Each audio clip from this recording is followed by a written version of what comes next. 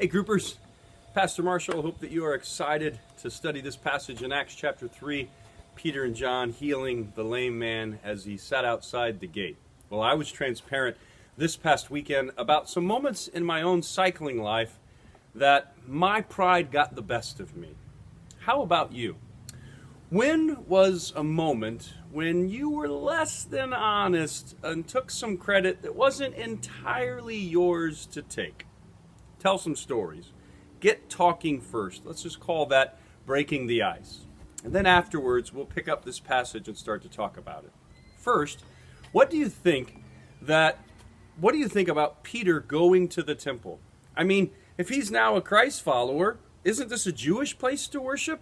What do you think about? Why is Peter headed to the temple?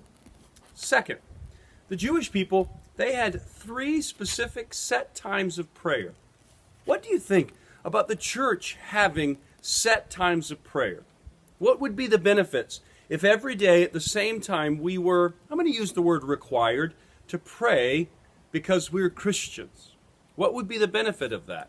What would be the drawback of us requiring times of prayer? Do you have in your own personal life a set time of prayer? Third, let's look at this gate. It's called the Gate Beautiful. Right now, coming up on the screen, my face will go away. That'll be the blessing for you. Look at this map, and you'll see at the bottom of the map is the Gate Beautiful. So it separates the outside of the temple courts from the inside. Very beautiful gate that was built for Herod's temple. I stand outside of one of our less known gates, but I use this as an illustration that this door sort of separates what we would call the sanctuary, being inside where we meet with God, and being outside. Of course, our lives are not that simple, but it's just an illustration. Well, here at this gate, the man begged. I'd really like to hear from you on how you handle the beggars in our community. I want this to be helpful. I want this to be respectful. I'm curious, just in your small group, if you would talk about creative ideas on how you face this challenge that all of us face. What is your practice? How do you love on those in our community that are always asking for something? And would it be different for you if this was someone that you knew that they were handicapped, you knew that this was what they had to do in order to provide for themselves, like the man in this story? Would that be different for you? Let's say that you knew a man that was handicapped because he had served in a war and he couldn't work, but every day he went to the same corner and he respectfully asked for help so that he could sustain his living. Would that make you willing to be more generous or not? Then let's talk about this miracle.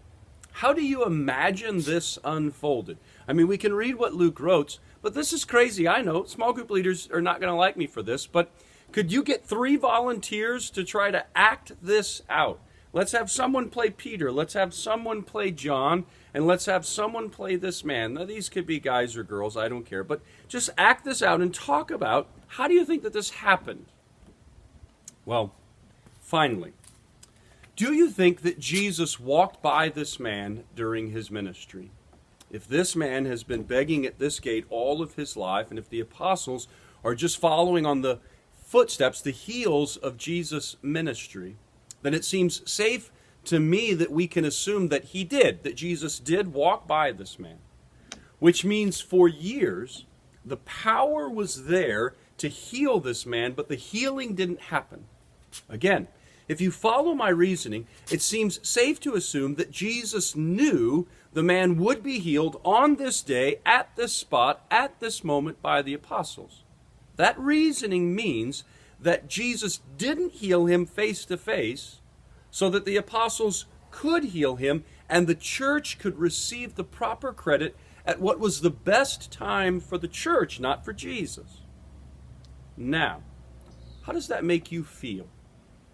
If you're struggling with something right now, maybe something even very severe, how do you feel about the idea that God is delaying your answered prayer so that He can accomplish not only the answer to your prayer, but accomplish even more in the answering to your prayer in the future? How does it make you feel that God might delay healing, delay an answer, so that in the future somewhere, after you've endured longer than maybe you think that you should, he could do even more. Well, every week I challenge you to talk about what you like and what you dislike. It's hard not to like the picture of this guy leaping and praising God. It says, in the temple courts, which in my mind was probably a somber place. And here this guy is jumping around, high-fiving everybody that he sees. It's hard not to like that. What do I not like? Probably the same thing that you don't like. It's a sad picture. It says that his friends carried him every day to this gate. It's a sad picture to me. Well, remember the application. Always just want to sort of dust that off, as it might be the middle of the week for some of you, and maybe you're working on this. But we're trying this week to think about being humble with our accomplishments. And we're not denying our accomplishments, but that we would give God the credit for what he has done in our lives to be a part of our successes. In humility, we would acknowledge God's presence in our successes. Well, I hope that you have a great group, and I look forward to hearing about the little dramas that happened in the group. Who are the true thespians? Well, I hope that you have a great study. I'll see you next weekend. God bless. Bye-bye.